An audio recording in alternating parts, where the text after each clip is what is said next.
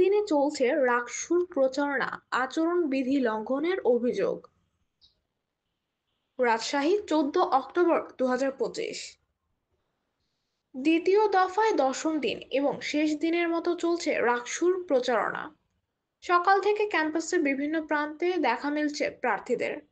হাতে লিফলেট নিয়ে ছুটছেন ভোটারদের কাছে। শেষবারের মতো দিচ্ছেন নানা প্রতিশ্রুতিও।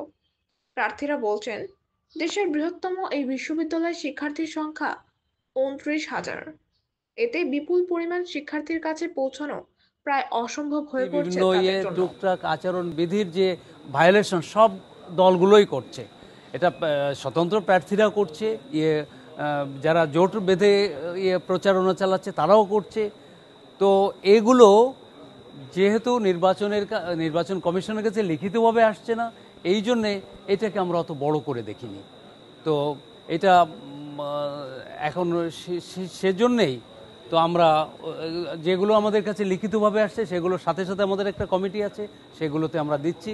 এবং এরকম একটা ঘটনা ঘটেছে, সেটা আমরা দুই দলের বিরুদ্ধে, এক দল আর এক দলের বিরুদ্ধে যে অভিযোগ নিয়ে এসছে সেগুলো নিয়ে আমরা মিটিং করেছি এবং তাদেরকে চিঠিও দিয়েছি, চিঠি দিয়ে সতর্ক করেছি। প্রজেকশন মিটিং অবৈধ কেন হবে?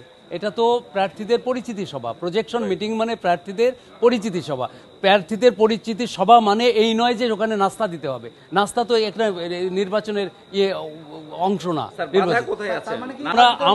আমরা স্পষ্ট করছি, ওখানে যদি না আপনাদের মাধ্যমে এখন কেউ এইটা করতে পারে না। আচরণ বিধিতে ওইটা তো উল্লেখ নেই, কিন্তু কিছু আছে ইমপ্লয়েড অর্থ বুঝতে হয় যে আমি টাকা ছড়াচ্ছি, এটা লেখা নেই, কিন্তু এটা কি করা যাবে? যাবে না, না লেখা থাকে না। আমরা সতর্ক করেছি যে আর ভবিষ্যতে এটা কেউ না করে। শেষ প্রশ্ন বিষয়, এরপর আমরা সেটিও আমরা নির্বাচন কমিশনের দৃষ্টি আকর্ষণ করেছি। এরপর আমরা যেটি বলেছি যে এই যে নির্বাচন আচরণবিধির মধ্য থেকে কিন্তু আমরা সকল আমাদের কার্যক্রম পরিচালনা করি। তারপরও আজকে যে বাধা প্রদান করা হয়েছে বা আমাদের সংশোধনী দেওয়ার উদ্দেশ্যে যেটা আমাদেরকে বলা হয়েছে নির্বাচন কমিশনের পক্ষ থেকে, আমরা এটা বলেছি যদি আপনার এটি অপর্যাপ্ত হয়ে থাকে বা অস্পষ্ট হয়ে থাকে আচরণবিধি, তাহলে আপনারা আরও দৃষ্টি আকর্ষণই দিতে পারেন।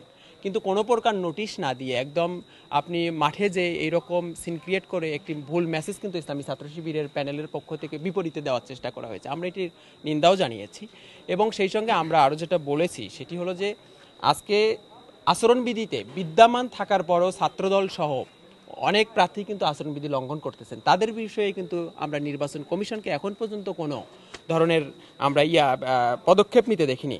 আপনারা খেয়াল করে থাকবেন যে 4-এর ঝতে স্পষ্টভাবে বলা হয়েছে যে শ্রেণীকক্ষে কোনোভাবে নির্বাচনটা হতো তাহলে এই সংখ্যা থেকে যেত, কিন্তু আগামী 16 অক্টোবর নির্বাচনটা অনুষ্ঠিত হতে যাচ্ছে।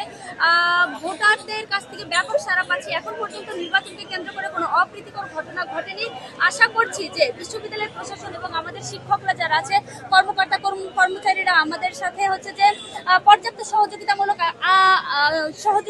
আচরণ করবে এবং 16 তারিখেই অবাধ সুষ্ঠুভাবে নির্বাচনটা অনুষ্ঠিত হবে। কারণ এই নির্বাচনটা সুষ্ঠুভাবে অনুষ্ঠিত হওয়াটা জরুরি, না হলে এটা একটা কলঙ্কজনক অধ্যায় হয়ে থাকবে। কারণ যেহেতু দীর্ঘ 35 বছর পর নির্বাচনটা অনুষ্ঠিত হতে যাচ্ছে। শিক্ষার্থীদের জন্য অতীতে আমরা কাজ করেছি। জুলাই অভ্যুত্থানের আগে থেকে, ক্যাম্পাস জীবন শুরু করার আগে থেকে আমি কাজ করেছি। শুরু করার সময় থেকে কাজ করার চেষ্টা করেছি, এখনো করে যাচ্ছে। শিক্ষার্থীদের প্রতি আমার উদাত্ত আহ্বান থাকবে। আমি সাময়িক অসুস্থতার কারণে হয়তো অনেকের কাছে পৌঁছাতে পারিনি, তবে আশা করি আপনারা যদি আমাদেরকে নির্বাচিত করেন, আমরা আপনাদের জন্যই হয়ে কাজ করবো এবং আপনাদের কণ্ঠে কণ্ঠ মিলিয়ে কাজ করব বলে আমরা প্রতিশ্রুতিবদ্ধ।